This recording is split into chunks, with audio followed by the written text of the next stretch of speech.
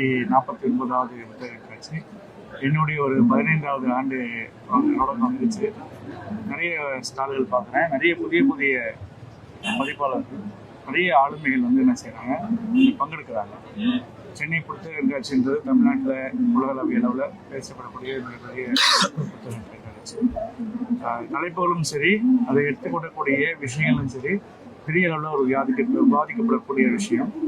இதில் விற்பனையாகக்கூடிய புத்தகங்களை பற்றியான ஒவ்வொரு நாளும் வந்து பத்திரிகைகள் வந்து செய்தியாக வர்றது வந்து அந்த நாளுக்கு மக்கள் போகக்கூடிய டைமில் வந்து இது பார்த்தாங்கன்னா அவங்க வாங்குறது ரொம்ப இலகுவாக இருக்கும். அந்தளவுக்கு வந்து தரம் மிகுந்த புத்தகங்கள் வந்து அச்சிடப்படுறது ரொம்ப வாழ்த்துக்கான ஒரு விஷயம்.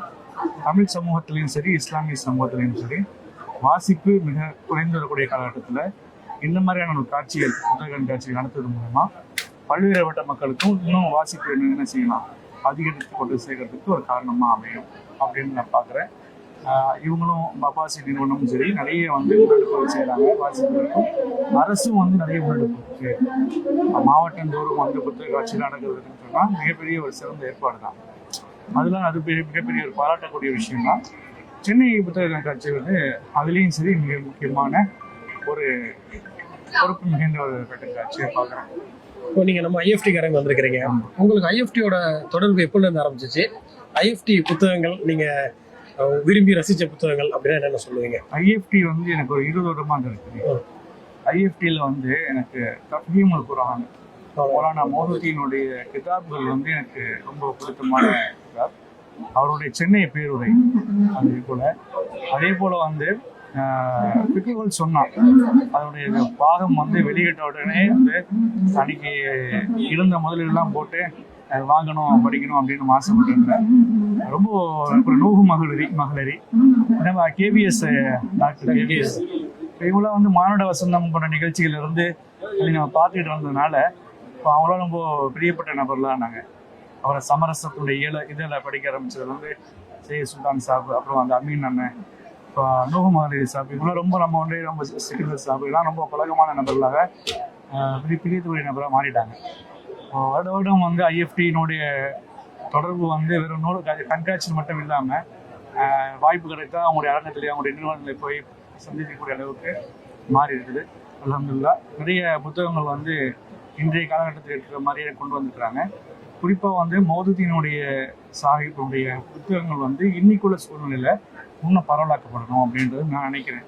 ஏன்னா எனக்கு பொறுத்தவரையிலும் இந்த நூற்றாண்டின் மிக சிறந்த ஒரு முத்தஜித் அப்படின்ற அடிப்படையில் நான் அதை பார்க்குறேன். இந்தியாவுக்கு அவருடைய பங்களிப்புகள் வந்து இன்னும் அதிகப்பட்டிருக்கணும். ஆனால் ஒன்றும் படலை, ஆனால் அது அதிகமாக பாதிக்கப்படணும் அப்படின்னு நினைக்கிறேன். இன்ஷா அல்லாஹ் பேசுகிறோம். இப்போ நீங்கள் வந்து ஐஎஃப்டியோட ஒரு நெருக்கமாக இருக்கிறீங்க. சமீபத்தில் படித்த புத்தகம் என்ன உங்களுக்கு தாக்கத்தை ஏற்படுத்தியிருக்கும்ல, அந்த மாதிரி புத்தகம் என்ன சொல்லுவீங்க? நூகு மகளிரினுடைய செல்வந்தர் நவீல் நாயகம். ஆமாம்.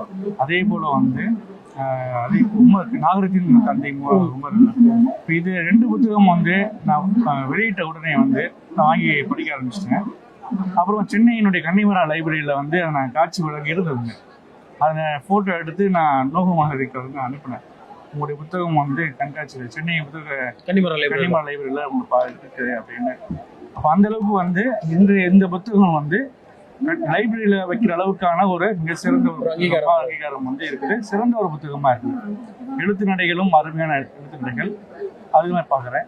அப்போ இந்த இதில் வந்து லாஸ்ட் இயரில் வந்து கலிஃபாக்களுடைய வரலாறு அஸ்ஸலாஃபியோடைய ரைட்டிங் மொழிபெயர்ப்பில் வந்து வெளியிடப்பட்டது.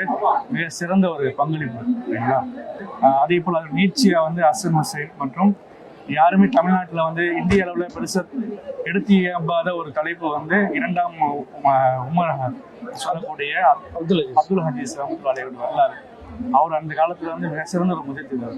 இப்போ அவருடைய வரலாறு வந்து தமிழ் சமூகத்துக்கு வந்து ஒரு ரைட்டிங்காக வந்து இருக்குது அப்படின்றது மிகப்பெரிய இந்த ஒரு சாதனையாக நான் பார்க்குறேன். இப்போ இது அல்ஹம்துலில்லாஹ் இங்கிலீஷ்லேயும் சரி, குழந்தைகளுக்கும் சரி நிறைய தலைப்பு வரையிலாக ஐஎஃப்டியில் வந்து புத்தகங்கள் இருக்குது. எனக்கு வந்து இந்த ஜேர்னலில் இந்த விஷயங்களில் ரொம்ப வந்து பிடிச்ச விஷயம் வந்து நூறு கேபிஎஸ் ஆகியோடைய புத்தகங்கள்.